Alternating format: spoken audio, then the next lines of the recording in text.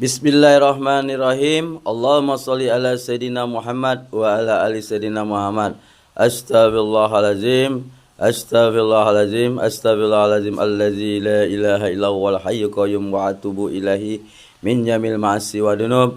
Astaghfirullahalazim min kulli dzambin zahiran wa batinan. Asyhadu an la ilaha illallah wa asyhadu anna Muhammadar Rasulullah.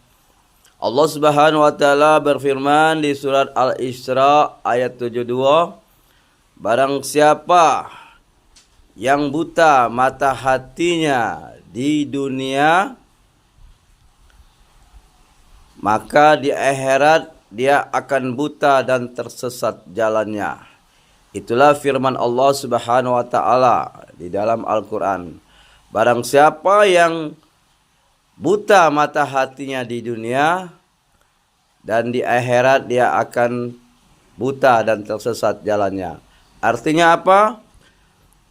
Barang siapa yang tidak bisa melihat af'al Allah, kelakuan Allah, tidak bisa melihat kebesaran Allah, tidak bisa melihat keindahan Allah, tidak bisa melihat bahwa Allah itu dekat kepada kita dengan mata hati kita, maka di akhirat dia akan tersesat jalannya.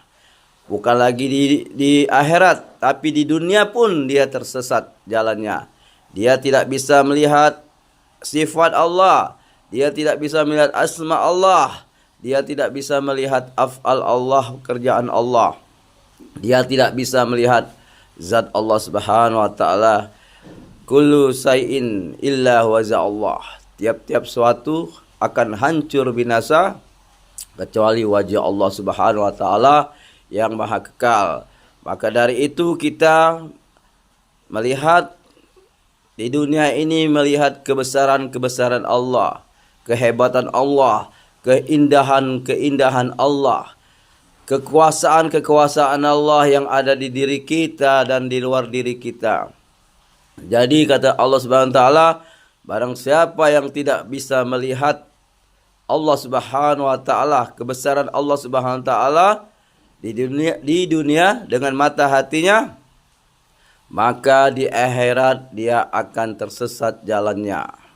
Maka dari itu, kenalilah Allah Subhanahu wa taala melalui diri kita dan alam semesta ini. Awaludin marifatullah. Awal beragama harus mengenal Allah Subhanahu wa taala, mengenal sifat-sifatnya, mengenal nama-namanya, mengenal af'alnya, mengenal zatnya.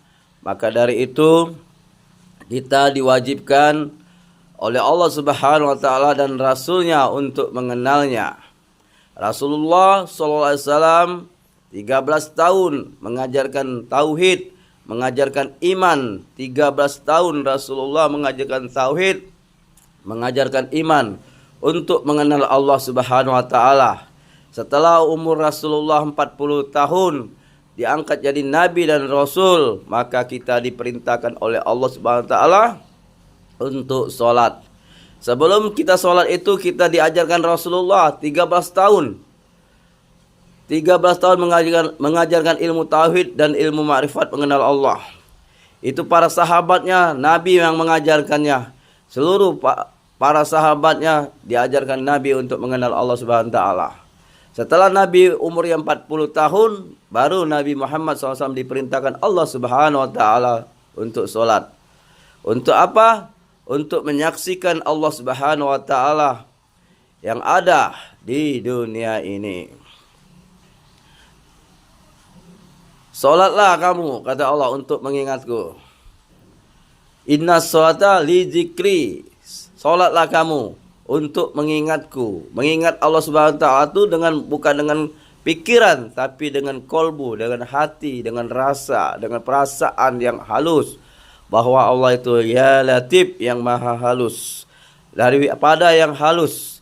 Dia Latif, yang maha halus daripada yang halus.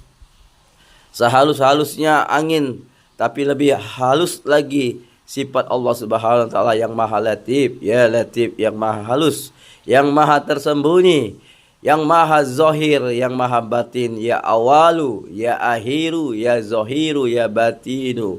Dialah Allah Subhanahu wa taala yang awal, yang akhir, yang zahir, yang batin. Maka dari itu, barang siapa yang tidak bisa melihat, menyaksikan af'al Allah, perbuatan Allah di diri kita, sifat Allah, asma Allah, zat Allah, dia akan buta di akhirat, di dunia dan di akhirat, bahkan lebih tersesat lagi di akhirat. Maka dari itu, belajarlah ilmu tauhid, ilmu ma'rifat, ilmu mengenal Allah Subhanahu wa taala kepada para ulama-ulama kita yang sudah ada silsilahnya, menyambung dari guru ke guru, guru ke guru, guru sampai ke tabi'un, ke sahabat, sampailah ke Rasulullah sallallahu alaihi wasallam. Itulah ulama-ulama yang bersilsilah. Itulah ulama yang benar. Itulah penerusnya Nabi Muhammad SAW. Itulah penerusnya para sahabat, tabi'in, dan ulama-ulama.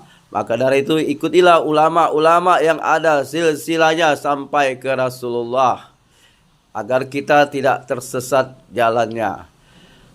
Orang yang tidak belajar ilmu sifat 20, qadrat, iradat, ilmu hayat, sama, basar, di dalam ilmu tauhid untuk mengenal Allah Subhanahu wa taala, ulama mengajarkan sifat 20. Allah wujud, kidam, baqa, muhalafatu, ilhadisi, qiyamuhu binafsihi, qadrat, iradat, ilmu hayat, sama, basar, kalam. Itulah sifat-sifat Allah yang dibagi oleh para ulama-ulama kita. Agar apa? Agar kita tidak pening. Agar apa? Agar kita tidak tersesat. Agar apa? Agar kita biar mudah untuk belajar. Kalau sifat-sifat Allah Subhanahu wa taala itu banyak, tidak terhitung. Tidak terhitung jumlahnya. Banyak sekali. Banyak sekali jumlahnya. Bukan 20 sifat Allah. Bukan 100 sifat Allah, bukannya 1000, bukannya 1.000.000, bukannya 1 triliun sifat-sifat Allah, tapi sifat-sifat Allah Subhanahu wa taala, sifat-sifat Allah Subhanahu wa taala itu banyak sekali. Bukan lagi triliunan sifat-sifat Allah kalau kita untuk membahasnya. Jadi sifat Allah itu tidak terbatas. Wallahu a'lam bishawab, hanya Allah yang tahu. Tapi para ulama mengajarkan sifat 20 ini untuk memudahkan masyarakat, untuk memudahkan kita belajar, untuk memudahkan kita memahami sifat-sifat Allah Subhanahu wa taala. Satu sifat Allah Subhanahu wa taala saja, asma Allah, ya Rahman, ya Rahim. Misal contoh, satu asma Allah, ya Rahman, yang Maha Pengasih. Kita bahas, kita kupas sampai habis, sampai hari kiamat. Satu ayat itu, ya Rahman yang Maha Pengasih, kita bahas, kita kaji, sampai kiamat tidak akan habis-habisnya. Itu baru satu. Apalagi yang sifat-sifat Allah yang maha dahsyat itu. Jadi kalau ada ulama, ustadz yang mengatakan sifat Allah itu terbatas 20. Sifat Allah itu banyak. Bahkan bukan lagi triliunan. Wallahu alam, hanya Allah. Jadi jangan salah paham kalau mengajarkan ilmu tauhid, mengajarkan asma-asma Allah, itu harus kita paham dulu dengan ilmu sifat 20. Kita paham dulu dengan kajian sifat-sifat Allah. Jadi ada yang ulama ustadz yang mengatakan masa sifat Allah hanya 20, terbatas. Itulah salah paham. Karena mereka tidak mau belajar, karena mereka tidak mau mengenal Allah, karena mereka hanya belajar batas kulit, tapi mereka tidak belajar isinya. Contoh buah-buahan itu ada kulit, ada isi, ada bijinya, dan ada rasanya. Nah, ilmu tauhid, ilmu ma'rifat ini mengaji rasa. Ini orang-orang yang dikehendaki Allah yang mendapat rasa ketuhanan ini. Tidak seorang pun yang dikehendaki Allah Subhanahu wa taala, kecuali Allah ridho, sayang, ingin mengenalkan dirinya kepada seseorang, maka dimudahkan oleh Allah Subhanahu wa taala untuk belajar ilmu tauhid, ilmu ma'rifatullah. Mereka akan dipahamkan oleh Allah, mereka akan dimengertikan oleh Allah Subhanahu wa taala. Maka dari itu kalau belajar ilmu tauhid, ilmu ma'rifat, jangan ngaji kulit. Mengaji kulit itu tidak akan sampai mati pun tidak akan kenal dengan Allah. Sampai mati pun tidak terasa kita bahwa bersama Allah Subhanahu wa taala. Wa huwa ma'akum aina ma kuntum wa ma ta'maluna basir. Allah beserta kamu di mana kamu berada. Allah lebih dekat daripada kamu, daripada urat leher kamu. Nah, ulama-ulama, ustadz-ustadz salafi ini mengatakan Allah itu lebih dekat dari urat leher itu bukannya Allah, tapi malaikat-malaikatnya. Nah, ini baru paham kulit. Memang di rukun iman itu kita beriman pada para malaikat. Di kanan kita ini malaikat raqib, di kiri kita itu malaikat atid untuk mencatat perbuatan baik dan buruk. Ini menurut paham salafi. Kalau kita ini ahli sunnah wal jamaah, kita pakai kias. Jadi maka belajarlah kias. Belajar kias, perumpamaan. Jadi perumpamaan di situ bukannya malaikat, tapi sifat Allah. Jadi Allah Subhanahu wa taala itu mengatakan, aku lebih dekat daripada urat leher kamu. Menurut paham salafi itu para malaikat yang di kanan kita dan kiri kita. Tapi kita ahli sunnah wal jamaah bermazhab Imam Syafi'i itu bukannya malaikat, tapi itu adalah sifatnya Allah yang ada di diri kita. Sifatnya Allah ini ialah kodrat, iradat, ilmu, hayat, sama, basar, kalam. Kodrat artinya berkuasa, iradat artinya berkehendak, ilmu artinya mengetahui, basar artinya melihat, sami artinya mendengar, kalam artinya berkata-kata, hayat artinya hidup. Jadi sifat 7 ini sudah ada di kita. Kodrat kita berkuasa, kita bergerak itu kodrat Allah, kita berkehendak itu iradat Allah, kita melihat itu basar Allah, kita mendengar ini sami Allah, kita berkata-kata ini kalam Allah, kita mengetahui ini ilmu Allah, kita hidup ini hayat Allah. Itulah sifat Allah Subhanahu wa taala yang ada di kita. Orang yang tidak belajar ini tidak akan tahu, tidak akan paham, dan mereka mengatakan orang ini tersesat, sesat dan menyesatkan. Itulah paham-paham salafi yang belum belajar ilmu ma'rifatullah. Mereka hanya belajar di ilmu syariat dan tidak mau belajar ilmu tarekat dan tidak mau belajar ilmu hakikat, dan mereka tidak mau belajar ilmu ma'rifat. Itulah kesalahan mereka. Mereka mengatakan harus belajar ilmu agama ini harus kafah. Kalau harus kafah, kita belajarlah ilmu syariat, tarekat, hakikat, ma'rifat. Itulah yang kafah. Kalau kita hanya belajar fikih, belajar syariat, sampai mati pun bersyariat terus. Sampai mati pun berfikih terus. Tidak bisa kita melihat Allah di dunia ini. Tidak bisa kita mengenal Allah di dunia ini. Batas itulah hanya mengenal nama. Ya Rahman, Ya Rahim. Oh Allah itu maha pengasih. Oh Allah itu maha penyayang. Cuman sebatas itu kenalnya. Hanya di bibir. Tapi dia tidak bisa menyaksikan Rahman, Rahimnya Allah Subhanahu wa taala. Di mana letak Rahman, Rahimnya Allah Subhanahu wa taala? Kita bisa melihat dengan mata hati kita, dengan mata batin kita. Allah itu Rahman, pengasih dan penyayang. Arti pengasih itu bukan ucapan hanya nama pengasih saja, tapi itu yang pengasih itu sudah diberikan Allah Subhanahu wa taala di dunia dan di akhirat dan di diri kita. Pengasih artinya Allah memberi kita makan, minum, tidur, berpakaian, punya rumah, punya mobil, punya istri, punya anak, punya jabatan, punya ilmu yang bermanfaat. Itulah sifat-sifat Allah yang sebagian kita lihat di diri kita. Jadi orang yang tidak bisa melihat sifat Allah ya Rahman, Ya Rahim, yang maha pengasih, maha penyayang, dengan mata batin kita, itulah orang yang tersesat, yang buta mata hatinya. Sadarkah kita oleh Allah Subhanahu wa taala kita diberi nikmat, nikmat makan, nikmat minum, nikmat tidur? Apakah itu bukan kasih dan sayang Allah kepada hambanya, kepada makhluknya? Kita melihat kenyataan Allah itu memang kita diberi makan, minum. itulah kasih dan sayang Allah yang tajalli dari sifat-sifat Rahman dan Rahimnya. Allah menyatakan Rahman Rahimnya dengan zahir, dengan adanya makanan, minuman, padi, buah-buahan, ikan di seluruh muka bumi ini untuk manusia. Dari mulai tumbuh-tumbuhan, buah-buahan, hewan itu untuk manusia yang diberikan Allah Subhanahu wa taala. Itulah namanya sifat Rahman dan Rahim. Semua laut, sungai, yang ikan-ikan itu diberi Allah Subhanahu wa taala untuk manusia, untuk mereka makan dan jual. Kalau kita bisa melihat itulah Rahman Rahim Allah, berarti kita menyaksikan bahwa Allah itu ada, bahwa Allah itu dekat kepada kita.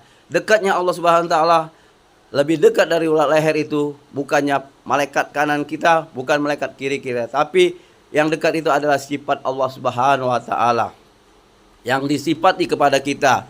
Sifat Allah Subhanahu wa taala ini di dalam ilmu sifat 20 ada sifat ma'ani dan maknawiyah.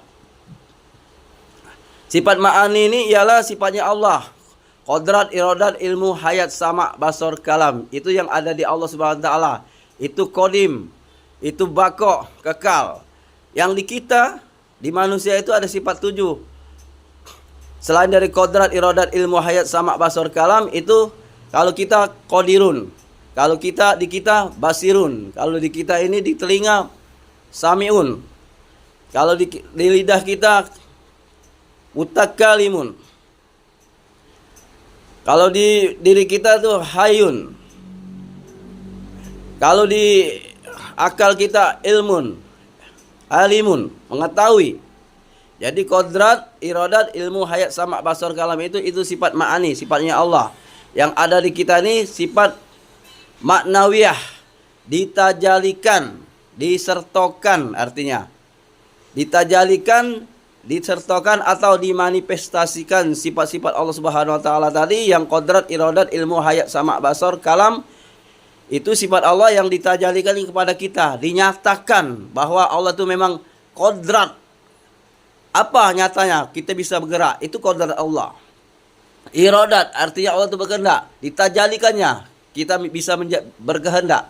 Mau makan, mau minum, mau tidur, itu kehendak siapa? Kehendak Allah. Kalau kita berbuat jahat, itu bisikan syaitan. Ya, jangan kita salah. Oh, aku digerakkan Allah Subhanahu wa taala. Jadi yang maling, yang makan itu Allah, itu menurut akal yang belum mendapat hidayah dari Allah. Jadi kalau orang yang maling, yang mencuri, yang berzina, itu bukan Allah yang menggerakkannya. Tapi kalau menurut ilmu hakikat, memang itu kodrat dan iradat Allah. Memang digerakkan Allah juga, tapi digerakkan dalam keadaan dimurkai Allah, dalam keadaan tersesat dan disesatkan Allah. Sifat Allah juga memang baik dan buruk itu datang dari Allah. Makanya itu kita pelajari ilmu rukun iman yang terakhir, qada dan qadar. Harus kita imani, jangan kita ingkari. Baik dan buruk itu dari Allah. Harus pahami terlebih dahulu. Maka jangan sampai menuduh, jangan sampai mengatakan sesat. Gerak semuanya gerak itu gerak Allah. Oh, itu sesat, itu salah. Jadi orang yang maling, orang yang berzina itu Allah juga. Nah, ini salah pemahaman, salah pengertian. Ya, memang digerakkan Allah Subhanahu wa taala karena mereka ada nyawa, ada jasad, ada nyawa. Jasad tidak bisa bergerak tanpa ruh, ruh tidak bisa bergerak tanpa Allah Subhanahu wa taala. Memang dia digerakkan Allah Subhanahu wa taala, tapi gerakannya itu dimurkai Allah, dalam keadaan murka Allah, dalam keadaan tersesat, bahwa dalam keadaan disesatkan Allah. Kita bisa melihat, menyaksikan orang-orang yang tersesat banyak di muka bumi ini. Yang berzina, yang mencuri, yang maling, yang korupsi, yang pungli, yang makan suap, yang makan riba, yang durhaka kepada orang tua. Itulah tajali-tajalinya Allah Subhanahu wa taala, orang-orang yang tersesat, orang-orang yang buta mata hatinya, orang-orang yang disesatkan Allah. Jadi baik dan buruk itu memang dari Allah Subhanahu wa taala. Harus yakin, kalau tidak kita yakin, kita kafir, kita kufur, kita syirik. Di dalam rukun Islam ada 6 rukun iman. Yang terakhir adalah qada dan qadar, baik dan buruk datang daripada Allah. Jadi kalau kita menafsirkan, memahami ayat itu, harus kita cerdas, jernih, dan harus mendapat hidayah dan ada ilmunya. Baik dan buruk datang dari Allah Subhanahu wa taala. Itulah jelas rukun iman. Jangan diingkari. Kalau kamu ingkari berarti kamu kafir, berarti kamu sesat. Buruk, baik dari Allah. Harus yakin dan percaya. Percayalah rukun iman itu. Maka kamu akan ketemu kepada Allah Subhanahu wa taala di dunia ini. Akan melihat tajalli, kenyataan daripada Allah Subhanahu wa taala ini. Illa biiznillah. Tidak akan bergerak satu biji zarah kecuali dengan izin Allah. Dengan izin Allah artinya tadi ialah kodratnya, iradatnya, ilmunya, hayatnya, samanya, basarnya, kalamnya. Yang ada di sifat kita yang maknawiyah. Kita melihat, dilihatkan Allah. Kita mendengar, didengarkan Allah. Kita bertutur, berkalam, dituturkan Allah. Kita mengetahui ilmu Allah. Kita hidup dengan hayat Allah. Kita melihat dengan basar Allah. Kita mendengar dengan sami Allah. Maka dari itu, pelajarilah ilmu tauhid, ilmu ma'rifat, mengenal Allah. Awwaluddin ma'rifatullah. Awal beragama harus mengenal Allah. Barang siapa yang tidak mengenal Allah Subhanahu wa taala, dia akan buta di dunia dan di akhirat dia akan tersesat dari jalan Allah Subhanahu wa taala. Maka dari itu, belajarlah kepada guru-guru kita, ulama-ulama penerus Nabi yang mengajarkan ilmu tauhid, belajar, yang mengajarkan ilmu makrifat, ikut, yang mengajarkan ilmu sifat 20, kita ikuti, kita pelajari. Orang yang tidak belajar sifat dulu, orang yang tidak belajar dengan sifat 20 tidak akan ketemu, tidak akan bisa dia mengenal Allah, tidak akan bisa dia melihat Allah Subhanahu wa taala. Jadi ada ustadz atau ulama yang mengatakan pelajaran sifat 20 itu sesat, maka dia belum mendapatkan hidayah. Semoga dia mendapatkan hidayah. Semoga dia mendapatkan petunjuk. Semoga dia terbuka mata hatinya, mata batinnya, agar dia bisa melihat Allah Subhanahu wa taala di dunia ini. Ya awal, ya akhir, ya zahir, ya batin. Dialah Allah yang awal, dialah yang zahir, dialah yang batin, dan dialah yang akhir. Semuanya kita hanya sebatas tidak ada. Kita hanya sebatas tidak ada. Pahami, mengerti, harus mengerti. Pahami, benar-benar pahami dan mengerti dan mengetahui ilmu tauhid, ilmu makrifat. Kalau kita tidak paham, tidak tahu, tidak mengerti, maka kita akan tersesat. Intinya kita, baik lahir kita, jasad kita, atau nyawa kita, roh kita, kita tidak ada. Kita tidak ada. Itulah yang namanya di dalam ilmu tasawuf fana, lebur. Yang ada itu hanyalah tunggal. Allah Subhanahu wa taala yang maha tunggal, yang maha ahad. Kul wallahu ahad. Katakanlah ya Muhammad, Allah itu ahad, tunggal, esa, tidak berbilang. Laisa kamislihi syai'un wa huwa sami'un alim. Allah tidak serupa dengan sesuatu, tapi sesuatu itulah adalah tajalli Allah. Yang sesuatu itulah adalah asma Allah, adalah af'al Allah, adalah sifat Allah, adalah zat Allah Subhanahu wa taala. Laisa kamislihi syai'un, artinya Allah itu tidak serupa dengan sesuatu apapun. Tapi Allah itulah yang sesuatu apapun itu. Itulah Allah Subhanahu wa taala, itulah af'alnya, sifatnya, asma'nya, zatnya, dirinya yang tajalli. Tapi kalau dirinya yang sebenarnya, dirinya Allah Subhanahu wa taala itu, kita sebagai untuk biar paham dan mengerti di dalam ilmu tauhid, itulah disebutkan af'al, sifat, asma, zat. Untuk apa? Untuk memahami, biar kita mengerti, biar kita mengetahui. Tapi kalau dirinya Allah yang maha kuasa, yang maha qadim, yang maha kekal itu, kita tidak bisa terjangkau. Akal kita tidak bisa lagi terjangkau. Itulah zat Allah Subhanahu wa taala yang maha hebat, yang maha gagah, yang maha sempurna. Di balik semua af'al sifat asma zat itu masih nama, masih bawahannya. Allah itu ialah di balik zat itu. Allah itu ialah di balik zat itu sendiri yang tidak bisa dibahas, yang tidak bisa dikatakan lagi, yang tidak bisa lagi diuraikan dengan kata-kata, dengan ucapan, dengan perbuatan. Dia sudah maha. Di balik zat itu kita tidak bisa lagi untuk mengkaji, untuk mengucapkan, untuk mengatakan. Dia sudah maha. Kita tidak bisa sampai ke situ. Kalau sampai ke situ kita gila memikirkannya. Wala tafakkaru fi sifatillah wala tafakkaru fi jatillah. Janganlah kamu pikirkan zatku, tapi pikirkanlah sifat-sifatku, af'alku, sifatku, asmaku, nama-namaku, kata Allah. Maka dari itu jangan pikirkan zat Allah. Yang dibalik zat itu tidak usah dipikirkan lagi. Dia sudah maha hebat, maha gagah, maha perkasa, maha hidup, maha kekal abadi selama-lamanya. Itu tidak bisa kita kaji. Kita hanya sebatas tauhid af'al, sifat, asma, zat. Zat itu disebut dalam kata-kata itu, zat itu masih nama. Af'al, sifat, asma, zat itu masih nama. Untuk biar manusia paham dan mengerti. Di balik zat itu kita tidak bisa lagi memikirkannya.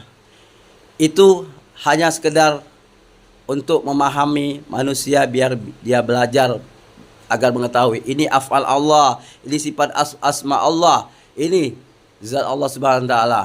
Zat Allah Subhanahu wa taala itu ialah kullu shay'in illa wajha Allah.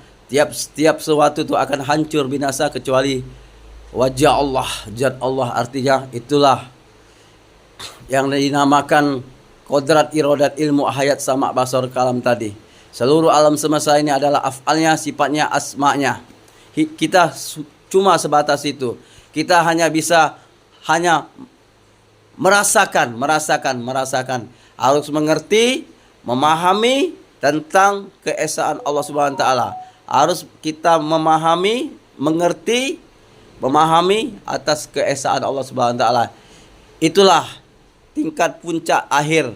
Tidak bisa lagi dibayangkan Allah Subhanahu wa taala itu. Bagaimana bentuknya, rupanya, Allah itu tidak bisa dibayang-bayangkan. Tidak bisa dilihat. Dirinya itu apa, lanang, apa perempuan, atau laki, atau hitam atau putih. Allah itu tidak bisa lagi dibayangkan. Itulah zat yang maha hebat. Maka dari itu jangan sampai kita membayangkan bagaimana ya Allah, bentuknya, rupanya, tidak bisa lagi dibayangkan. Itu sudah laisa kamitslihi syai'un fil ardi. Tidak bisa kita bayangkan, cuman kita bisa melihat yang ada di dunia ini, dan diri kita ini adalah tajalli, kenyataan daripada afal Allah, sifat Allah, asma Allah, zat Allah. Itulah kita cuma batas itu. Selainnya kita tidak bisa, wallahu alam. Hanya Allah yang maha mengetahui. Jadi sifat Allah itu bersama zat. Zat bersifat, sifat berzat. Sifat sama zat itu hakikatnya satu. Sifat zat itu satu. Seperti mata uang dibolak-balik. Zat, sifat zat itu satu hakikatnya. Tidak ada dua. Makanya yang ada di dunia ini hanyalah af'al Allah, sifat Allah, asma Allah. Ya, namanya sifat Allah itu, sifat sama zat itu satu hakikatnya. Tidak berpisah sifat dengan zat. Zat ialah sifat, sifat ialah zat. Maka dari itu harus pahami, harus mengerti, harus belajar. Jangan buruk sangka kepada ulama. Ada yang mengatakan sesat, ada yang mengatakan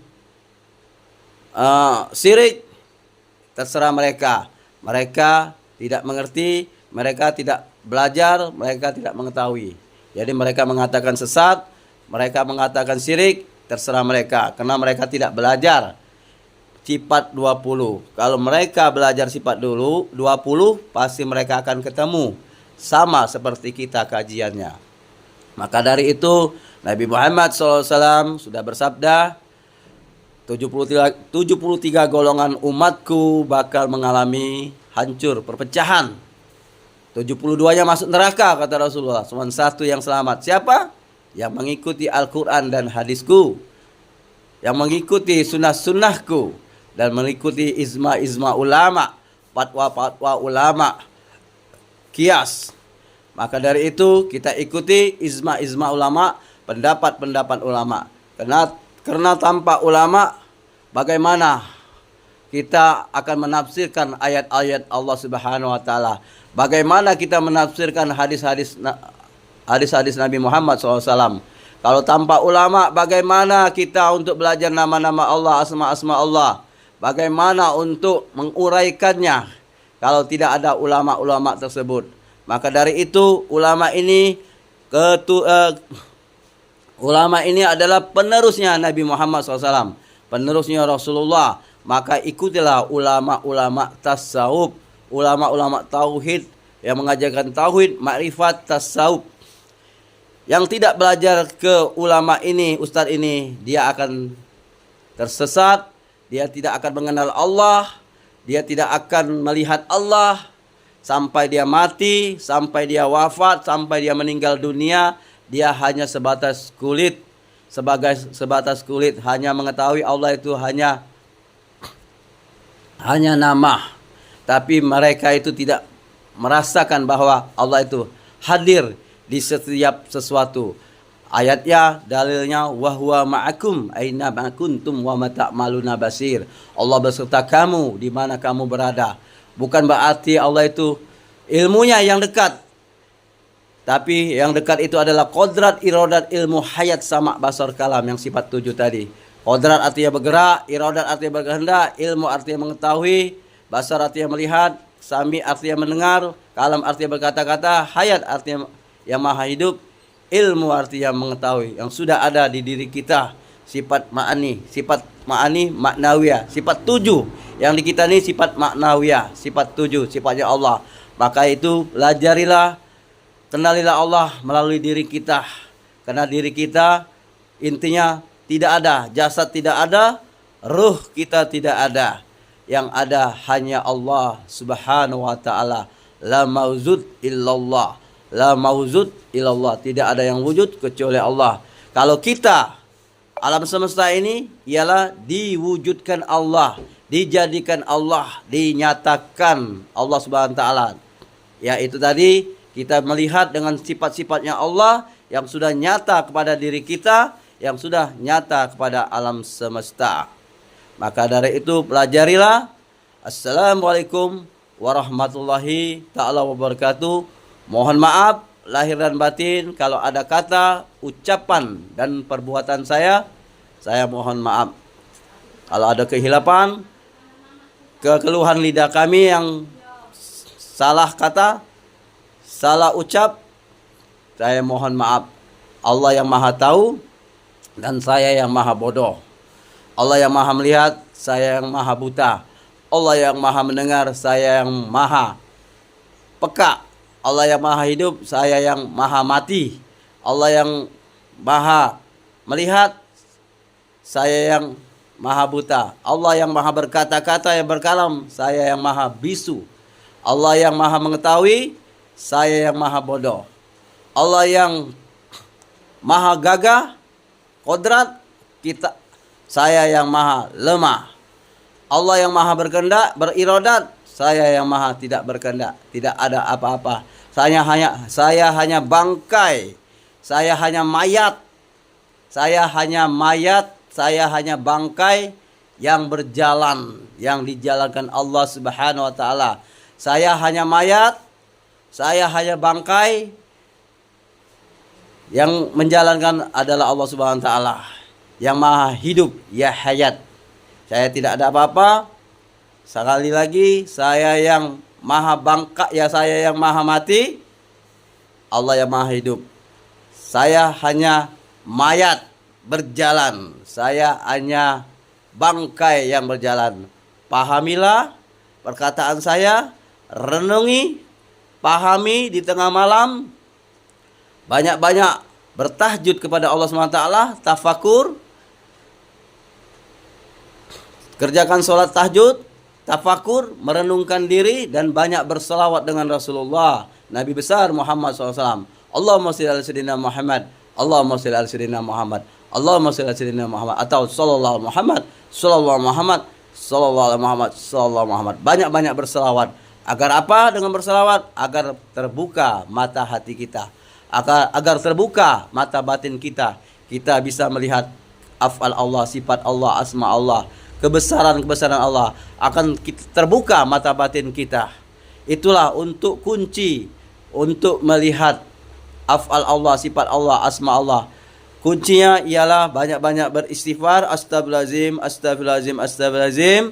Selawat Nabi, Allahumma shalli Muhammad, Allahumma shalli Muhammad, untuk mendatangkan nur cahaya, dan berzikir la ilaha illallah, la ilaha illallah, la ilaha illallah Muhammadar Rasulullah sallallahu alaihi wasallam. Itulah kunci untuk membuka mata hati, mata batin, dan bergurulah. Jangan kita tidak ada guru. Kalau kita tidak berguru, berarti kita berguru kepada setan. Belajarlah. Silakan baca buku agama, silakan buka YouTube dengan ilmu-ilmu agama, sekedar untuk studi banding, sekedar untuk memahami, sekedar untuk mengetahui. Tapi kita lebih afdal lagi mempunyai guru tersendiri, berguru yang zahir, yang nyata, yang kita bisa lihat, ialah para ulama-ulama kita, ulama syariat, tarekat, hakikat, ma'rifat. Belajarlah kepada mereka. Mereka lah yang bisa akan mengantarkan kita kepada Allah Subhanahu wa taala. Mereka lah yang akan membukakan mata batin kita dengan pelantarannya. Tapi pada hakikatnya Allah lah yang membukakan mata batin kita. Assalamualaikum warahmatullahi taala wabarakatuh. Astagfirullahalazim, astagfirullahalazim, astagfirullahalazim. Mohon video saya ini dibantu dalam Allah Subhanahu wa taala berfirman di dalam Al-Qur'an, bertolonglah kamu di dalam kebaikan, tapi janganlah kamu bertolong-tolongan di dalam kemaksiatan dan dosa. Salah satunya ialah menolong Allah Subhanahu wa taala, tolong video ini di-like dan di-share dan di-subscribe. Bagikan kepada umat agar ngerti dan paham. Kalau ada kata dan salah ucapan saya mohon maaf lahir dan batin. Assalamualaikum warahmatullahi taala wabarakatuh.